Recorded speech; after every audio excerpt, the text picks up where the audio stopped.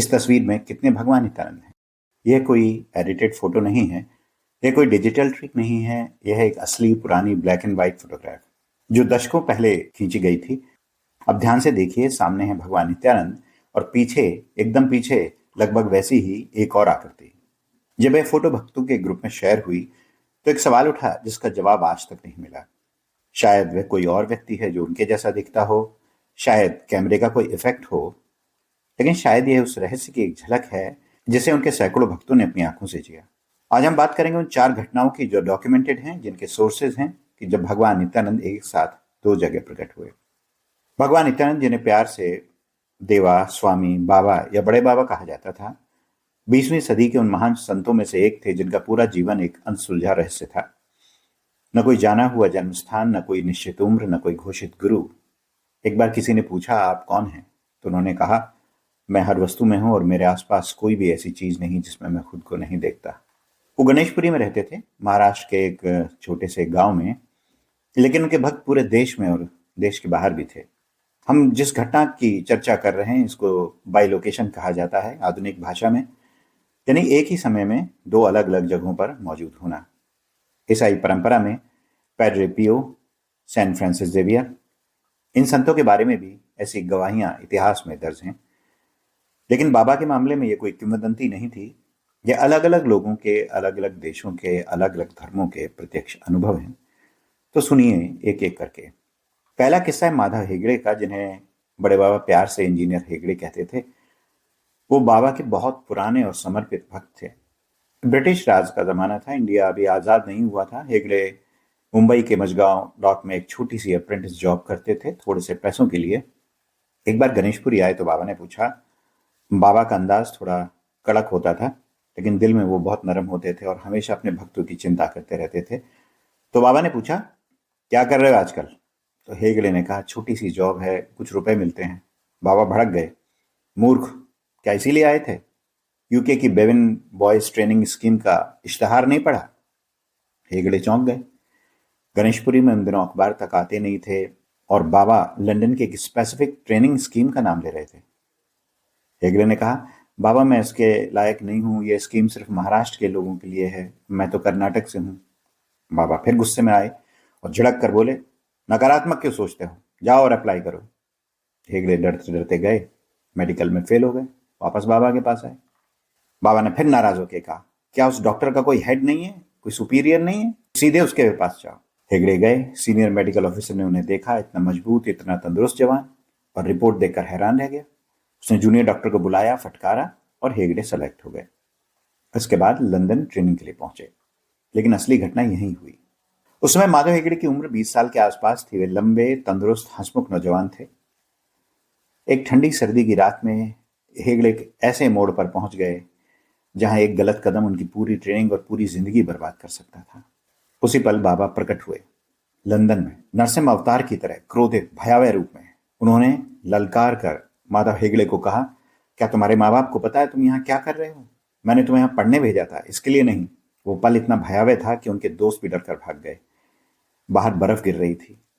Hegde bus stand पर पहुंचे। बस में बैठे सब लोग ठंड से कांप रहे थे, लेकिन माधव हेगड़े पसीने से तरबतर थे। कंडक्टर ने उनका पीला पड़ा चेहरा, माथे से बहता पसीना देखा और हैरान रह गया। उस रात के बाद हेगड़े ने पीछे मुड़कर नहीं देखा। ट्रेनिंग में भी बहुत अच्छा प्रदर्शन किया। लेकिन उस रात तो बाबा गणेशपुरी में थे, हजारों मील दूर। तो लंदन में कौन प्रकट हुआ था? खैर, माधव हेगड़े के ऊपर बाबा की कृपा भारत वापस आकर भी जारी रही। यहाँ वे जब लौट कर आए तो बाबा के पास गए। बाबा ने पूछा, कोई नौकरी मिली? उन्होंने कहा, नहीं बाबा। तो बाबा ने कहा, एक सूट है ना तुम्हारे पास? ये वही सूट जो लंदन पहन के गए थे। तो बाबा ने कहा, एक सूट है तुम्हारे पास, उसे पहनो, सारे सर्टिफिकेट हाथ में लो और हर रोज सुबह 10 बजे से शाम 5 बजे तक फिरोज शाह मेहता रोड पर चलते रहो। हेगड़े ने सोचा, ये क्या पागलपन है, लेकिन बाबा का आदेश था। कई दिन गुजर गए। एक दिन एक ब्रिटिश आदमी की गाड़ी रुकी। उसने हेगड़े को देखा और पूछा, ये हर रोज सूट पहनकर यहाँ क्या करते हो? हेगड़े ने पूरी बात बताई कि गुरु का आदेश है, ट्रेनिंग करके आया था, सर्टिफिकेट्स। ब्रिटिश आदमी ये सुनकर बहुत हंसा, फिर बोला, कल लक्ष्मी बिल्डिंग आ जाओ, मुझे ठीक इसी तरह के बैकग्राउंड वाले के इंजीनियर की जरूरत थी। अगले दिन हेगड़े गए और सेलेक्ट हो गए। अब दूसरी घटना एक मुस्लिम शख्स की है। यह तब की है जब बाबा काननगढ़ में रहते थे। तो ये शख्स काननगढ़ में बाबा के पास अक्सर आते थे और उनसे घंटों बातें करते थे। उनके मन में गहरी तड़प थी मक्का और मदीना जाने की, हज करने की, लेकिन इतने पैसे कहाँ थे। एक दिन बाबा ने उन्हें खुद बुलाया और पूछा, क्या सच में मक्का जाना चाहते हो? उस शख्स ने एक लंबी आह भरी और कहा, हाँ बाबा, लेकिन न जाने कब नसीब होगा।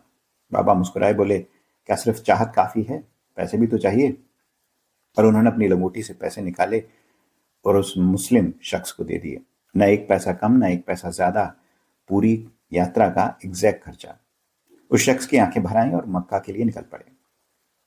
मक्का से लौटकर आने के बाद वह शख्स सीधे बाबा के पास पहुंचे और कहा, बाबा, आप वहां भी थे, मैंने वहां पर आपको देखा।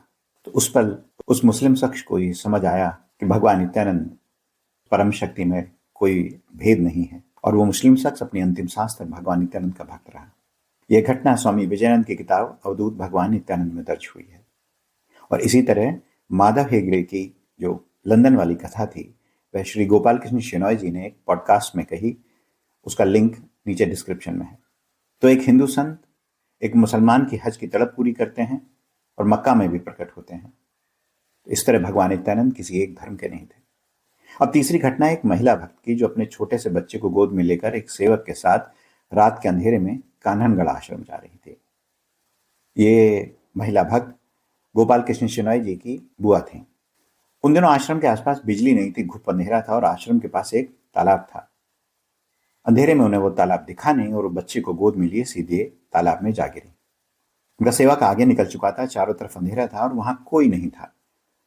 डूबते डूबते उन्होंने कातर होकर बाबा का नाम पुकारा और तभी एक विशाल हाथ ने बच्चे समेत उन्हें तालाब से बाहर खींच लिया और आश्रम के दरवाजे तक पहुंचा दिया। जैसे ही अंदर पहुंची, बाबा हंसते हुए बोले, तो तुमने गंगा में डुबकी लगाई ली। लेकिन बाबा को तो इस घटना के बारे में किसी ने नहीं बताया था, पर बाबा को सब पता था। जिस हाथ ने उन्हें बचाया उसका कुछ अता पता नहीं था, उसका कोई चेहरा, कोई आकार नहीं था, लेकिन उन महिला भक्त को यकीन था कि वह हाथ बाबा का ही था। अब चौथी घटना और सबसे इमोशनल किस्सा। अगस्त 1961 बाबा की समाधि का समय नजदीक था। कई भक्त जो उस वक्त देश के अलग अलग हिस्सों में थे, उन्होंने ये अनुभव किया कि बाबा उनके सामने प्रकट हुए, किसी को सपने में, किसी को जगाते हुए, और कहा, आओ गणेशपुरी आओ। इंजीनियर हेगड़े उस समय फैक्ट्री में थे जहां वो सीनियर इंजीनियर थे। वहां बाबा अचानक प्रकट हुए और बोले, फौरन गणेशपुरी पहुंचो। गोपाल कृष्ण शेनॉय जी के पिता रघुनाथ शेनॉय जी को 8 अगस्त की सुबह संदेश मिला और वो भी दौड़ पड़े। इसलिए जो समझ गए वो पहुंचे, जो नहीं समझे वो जीवन भर पछताते रहे। महासमाधि के पहले इंजीनियर हेगड़े बाबा के पास थे। उन्होंने आंखों में आंसू भरकर पूछा, हे प्रभु, क्या आप अपना शरीर छोड़ने का विचार नहीं टाल सकते? बाबा ने कहा, हाँ टाल सकता हूं, शर्त एक है, मेरे पास एक पुंडलिक जैसा भक्त ले आओ, सिर्फ एक। हेगड़े चुप रह गए। बाबा ने पूछा, क्या तुम पुंडलिक जैसे हो? हेगड़े ने कहा, नहीं देवा, मैं तो एक साधारण सांसारिक व्यक्ति हूं। और बच्चों की तरह रो पड़े। 8 अगस्त 1961 को सुबह 10:43 पर भगवान नित्यानंद ने महासमाधि ली। अंत में भी वो खुद चलकर अपने भक्तों के पास गए थे। भगवान नित्यानंद के महासमाधि का किस्सा हमारे चैनल पर अलग अलग वीडियोज में है। उसका लिंक भी यहाँ कार्ड में मिल जाएगा और डिस्क्रिप्शन में भी। तो वापस आते हैं उसी तस्वीर पर। 4 घटनाएं, 4 अलग अलग जगहें, लंदन, मक्का, काननगढ़ और देश भर में बिखरे भक्त। 4 अलग अलग धर्म और पृष्ठभूमि के लोग। एक हिंदू भक्त की ट्रेनिंग बची, एक मुसलमान की हज की तड़प पूरी हुई, एक माँ और उसका बच्चा बचे, और जाने से पहले बाबा खुद अपने भक्तों के पास गए। वो किसी एक धर्म के नहीं थे, वो किसी एक जगह के नहीं थे। साइंस इसे अभी एक्सप्लेन नहीं कर सकती और शायद करने की जरूरत भी नहीं, क्योंकि जो अनंत है वो एक जगह कैसे समाएगा। शायद इसीलिए इस फोटो में वो एक नहीं 2 जगह दिखते हैं। अगर आपने कभी बाबा का कोई अनुभव सुना हो या खुद किया हो तो कमेंट में जरूर लिखें, क्योंकि ऐसे अनुभव बहुत लोगों को हुए हैं और मेरे पास लगातार लोगों के कमेंट्स आ रहे हैं। तो ये वीडियो उन लोगों तक जरूर पहुंचाएं जो स्पिरिचुअलिटी में रुचि रखते हैं, जो वास्तव में भगवान नित्यानंद के बारे में जानना चाहते हैं। सद्गुरुनाथ महाराज की जय।